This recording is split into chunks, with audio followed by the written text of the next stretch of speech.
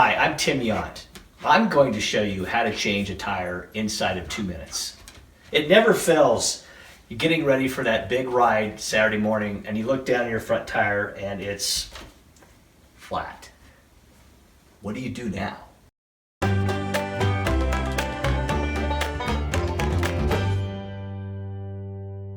The first thing I do is take the front wheel off, pop it off, and if I'm indeed at home, which most of the time you will be, I put my bike down. Usually I put it back in my garage.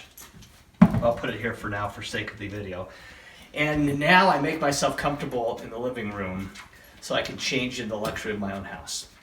After I've gotten comfortable now on my couch with the towel on the floor, I've gathered all my things I'm going to need to actually change the tire. Most importantly, I am going to get my tire lever. With my tire lever, I'm going to actually position it underneath the inside of the tire, and I'm going to move it around the tire so that it actually comes over the rim. I go all the way around 360 degrees. I then pull out the tube. You gotta watch the valve stem so that I don't have to take the tire all the way off. I can just pull it out, and that'll actually save me a lot of time because it's sometimes not hard, or rather not easy to get that off and then back on. I'm then going to, with my hand, circle the inside of the tire because I want to be able to find any thorn or anything that might be in there that's actually cause of the flat. So I go all the way 360. If I find it, I pull it out, move it to the side, and then your tire's not ruined, so you should be in a pretty good place. I found one thing on the tire, which is what caused the flat. What do I do next? I grab my new tube, and my new tube, I put just a little bit of air. If I'm in my house, I use this, the stand-up pump. If I'm on the road, I use my road pump, or if you happen to have a CO2 cartridge with the adapter, you can use that to air up your tire as well. You probably won't want to do that for this first part. You want to get a little bit of air into the tube so you can actually encase what it is that you need to do. So you just get a little bit of air in there.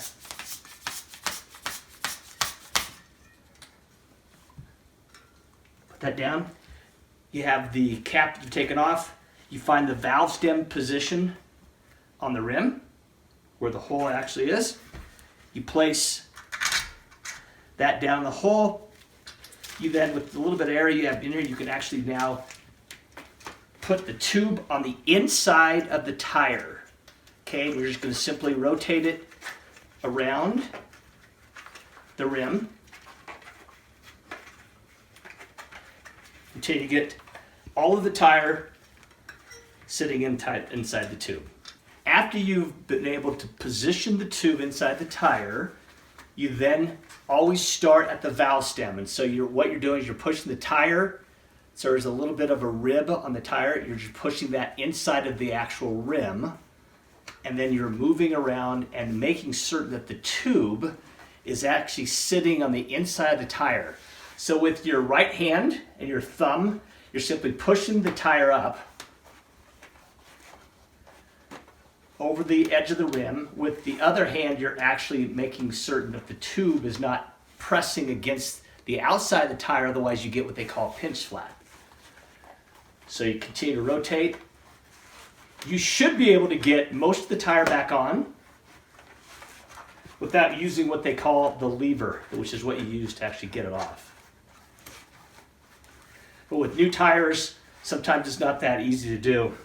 So what you do with the lever, again, like you did when you took it out, you're actually going to turn it around and you're going to leverage it into position so that the tire falls over the rim.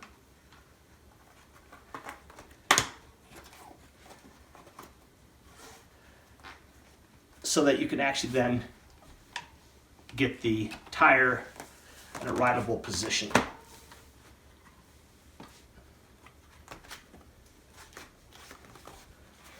Now that you have the tube inside the tire and the tire is over the edge of the rim, what I usually do is I I pinch it back. I want to make sure I don't have any tube that's actually showing on the outside of the casing, which is on the outside and the inside of the actual tire. I always, if I have a big pump, I will always air up the tire because I want to be able to see if there's any places where the tube maybe didn't land flush against the tire. And so I will always put just enough air so I can, with my thumb, I get a feel for that, and then I will always rotate it. I always pinch it, say, okay, is it soft, is it hard, is it soft, is it hard? You want it actually to be exactly the same consistency throughout. You want it to be soft because I only have about 25, 30 pounds of air in there right now.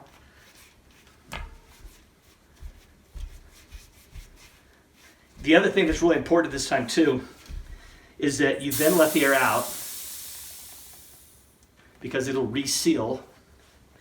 And then again, if you're on the road with your hand pump or at home with your floor pump, you're then going to tighten down the head of the pump, and you're going to air up the tire.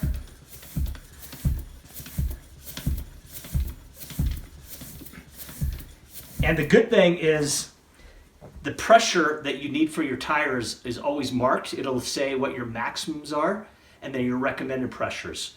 One of the things we always recommend is never try to air up a tire to the maximum level. A lot of times mechanics will tell you that 90 pounds of pressure right now is a pretty good number to actually shoot for. You won't know that if you have a road pump, but by feel, you should be able to get just a little bit of resistance to know that you're in a pretty good place to be able to continue with your ride. Then what do? Well, if you're on the road, you put the items back in your bag, which would be the used tire, slip it back in your bag, your wrenches, anything else you have. You always put rubber bands, and this will be the last thing that you actually put back on. So you leave nothing on the road, no littering, everything vacuum position. You take this off, you seal this so that it's closed. You put the cap back on the tire, and there you go. The tire's been changed, it's ready to go back on your bike so you can actually enjoy your ride. I hope this helps give you a little bit of insights about the best way to actually change a tire.